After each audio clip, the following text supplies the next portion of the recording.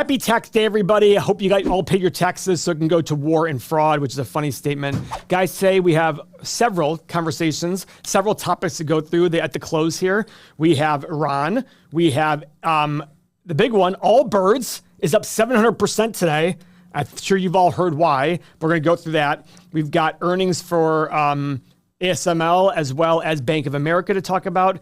And then just in general, we like talking about the major topics of the day, so let's get into it. Guys, in the early 2000s, if you put .com attached to your name, your stock went up 600%. Welcome to the world of Allbirds. This is the story of today. All morning long, text messages from people, Paul, did you see this? Paul, did you see this? Allbirds said, we're liquidating everything and we're transitioning into an AI company. The stock is up 700%. At one point, it was up, what's the all-time? The high today of $24.30. So it was up almost 1,000% at one point today. Guys, welcome to the world of AI. If this doesn't scream bubble, I don't know what does, but literally the company just changed to AI and all of a sudden it's up a ton. I don't know where this company's gonna be in the next few years, but hey, let's go make a comment here. I'm gonna go ahead and say Allbirds will be a zero company. I don't know if it's going to, but I look at this saying, is this a Hail Mary pass? It might be. It might be a Hail Mary pass, but this is insanity, guys. By the way, it's up 700% and it's still only a $160 million market cap business. So I can't analyze it due to the fact that, we only analyze companies under $2 billion.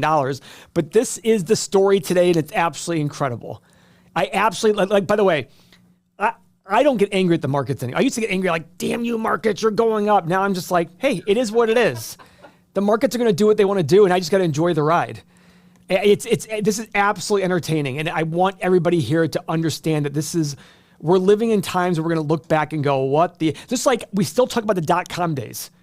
For those of you who are around back then, the people in their 40s, 50s, and 60s, we still talk about those. Like, remember, like everybody literally would change their name to .com, or they'd say, hey, we started a website, the stock would skyrocket. MarketWatch.com, which you guys know as a financial news source, went public, and they went up 600% in the first day.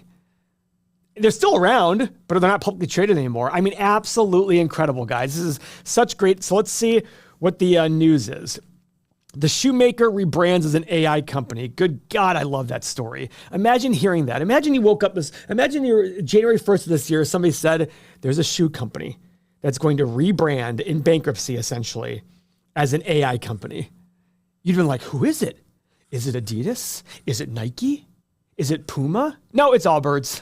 It's Allbirds. Okay, the stock jumped as high as $23 per share. Now it's shooting out. This is incredible. The company plans to change its name to New Bird AI and raise $50 million, with funds expected to close during the second quarter. In late March, Allbirds sold its footwear assets to American Exchange Group, the company behind Air Soles and Ed Hardy, for $39 million. New Bird AI will aim to acquire high-performance, low-latency AI computer hardware and provide access under long-term lease agreement, blah, blah, blah, blah, blah. So they haven't done anything yet. They're just saying they're going to, and they're up 700%. Correct. But that's the whole point behind it. The whole point is like, there's an old saying in the stock market, you buy in the rumor, sell in the news kind of thing. I mean, this gets me so excited. Like the first person who sent it to me, I remember being like, wait, what? Shoe company? And I didn't really get what they were saying. I literally didn't even click the article. I didn't realize it was Allbirds. Then somebody else sent it to me and said, Paul, Allbirds. And I was like, what the F is going on here? But it's entertaining to me. It's highly entertaining. So that's the big news of the day. Now, Bank of America's 30% jump in equities revenue pushes stock toward a 2-month high. Guys, stocks are back, baby. Key points, Bank of America's first quarter revenue rose 7.2% to $30.27 billion, exceeding estimates driven by strong sales and trading. Equities revenue grew 30%. The bank returned $9.3 billion to shareholders in dividends and $7.2 billion in share repurchases, while credit markets metrics were mostly positive. Hey, Bank of America is awesome. They're a huge company. I have a lot of accounts with Bank of America. I have nothing ill to say about Bank of America except for they can't give guys like me simple loans. I won't even get into that. But either way, it's absolutely incredible. So here's some earnings for two companies. Bank of America, they beat on revenue and they beat on profit at $1.11 versus $1.01. ASML beat on revenue and profit. Barely beat on revenue, but profit was a sizable 8.42%. ASML. Is there a, yeah, right here. They actually fell amid tightening China restrictions despite strong earnings guidance. They were down 6%. Let's see how they're doing right now. Let's pull up ASML, ASMR. They're down 3.8%. Oh my gosh, at one point they're at 14, 15, 43. Incredible. They raised their revenue forecast. So if you told me ahead of time, Paul, they're going to report, they're going to do a double beat, and they're going to raise their revenue forecast, I'd have been like, yeah, this thing's going to be flying today. Look what happened. It's down. It's no shoe company. Yes. Turned AI. That was good. No shoe company. So here's, by the way, the funny part is they increased their forecast from 34 to 39 billion euros to 36 to 40 billion euros. It's not like it was a huge jump. Man, that's incredible. While ASML has never been allowed to sell EUV machines to China, it has long sold its lower and deep ultraviolet or DUV chip making machines there. Now that's poised to change. Last week, a bipartisan group of U.S. lawmakers proposed a bill that would cut off ASML's sale of DUV machines to China. Well, that's good. Glad U.S. is doing that. Good for them. So guys, here are all the ways the Iran war has affected the U.S. economy so far. The Iran war is starting to show up in ways both obvious and not so much, with soaring energy costs leading the impact and potential hits on broader growth. Guys, when oil prices go up, it's not just the gas pump. Everything you see in this room uses oil. Go look in your room and just look around. Everything uses oil. So all those costs go up. How much oil? It all depends on the product, but it all goes up. Should the current ceasefire, and by the way, can I make a comment? Did anybody know we were in a ceasefire? Because I really don't know who to believe. 1 second we're in a ceasefire, 1 second the war is over, then all of a sudden somebody's saying it's not over. Then it's an absolute shit show that's going on here. But either way, if the ceasefire holds, inflationary impacts will wear off. Maybe, but remember, we haven't gotten back to our core inflation goal of 2% that the Fed says. By the way, when's Powell done? Isn't he done in like a few days? It's supposed to be, and I also saw an article that said Trump might fire him if he doesn't leave office voluntarily. Wait a second. Does Trump realize that he's the only one that doesn't leave office voluntarily? Yeah. I do not see Fed Chair Powell going like, I'm staying here. May 15th. Is it May 15th? Okay, so a month from today. I've got a lot of options expiring that day. So let's say Trump. Wait, did you hear what Dalton said today? No, what did Dalton was say? Telling me that Scott Bessent, remember how he supposedly punched Elon Musk? Yeah. Well, that he punched another guy today over financial or fiscal policy or something. Come on. Yeah, that's what Dalton said. That's the rumor. Well, that's interesting. So guys, Iran war, Ukraine. I just said in a reel that we were creating, I was like, does anybody even realize that Ukraine and Russia are still fighting? We don't even talk about this anymore. That's what I want you guys to remember when we're talking about 6, 9, 12, whatever this war ends, it'll be a distant past very soon. You have to remember, COVID, the thought of COVID, we don't even think about COVID anymore besides, man, can you believe that? We actually shut down for a while. That's it. These things come and go.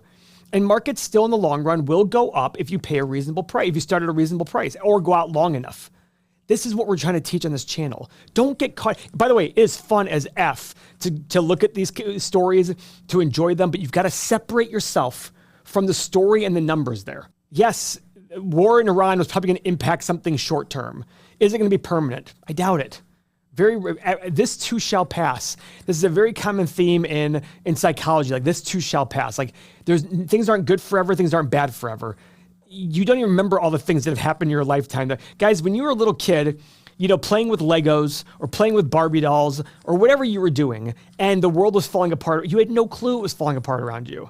And every single generation says the good old days. I remember when I first got my first, my only waiting job as a waiter in college. And I know, oh, Paul, you waited tables? I did for several years at the Pizza House in Ann Arbor, Michigan.